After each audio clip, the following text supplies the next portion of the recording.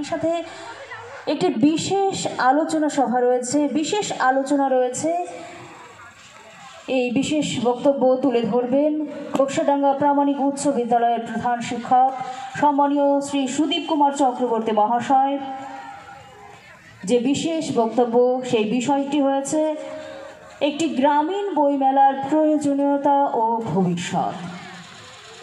এর পরবর্তী বক্তা শ্রী সুদীপ কুমার চক্রবর্তী মহাশয়, বিষয় একটি গ্রামীণ বইমেলার প্রয়োজনীয়তা ও ভবিষ্যৎ। এইবার মঞ্চে তার মূল্যবান বক্তব্য তুলে ধরার জন্য আসছেন পদ্মশ্রী গীতা রায় বর্মন মহাশয়া।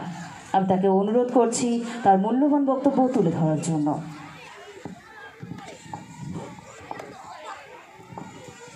মঞ্চে উপস্থিত বিদ্য গুণীজন ব্যক্তি, আপনাদের আমার তরফ থেকে অনেক শ্রদ্ধা, প্রণাম এবং মেলা প্রাঙ্গণে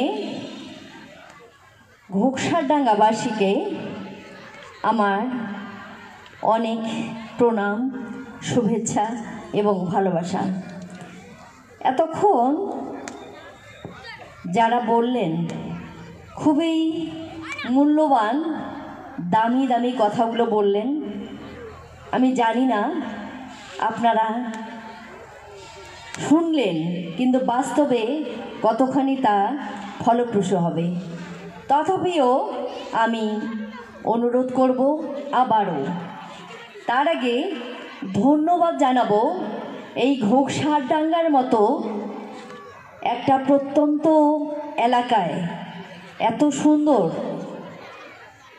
এবছর পঞ্চম বার্ষিকী বইমেলা অনুষ্ঠিত করছেন যে সদস্যবৃন্দ, যারা আছেন এর পেছনের কারিগররা, আমি অনেক অনেক অভিনন্দন এবং ধন্যবাদ জানাবো।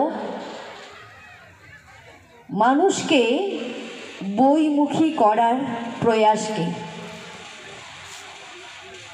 আমি অত ভারী ভারী কথা বলবো না, শুধু উপস্থিত মা বোনদের উদ্দেশ্যে দুই চারটি কথা বলবো। আমরা সবাই শাড়ি থেকে শুরু করে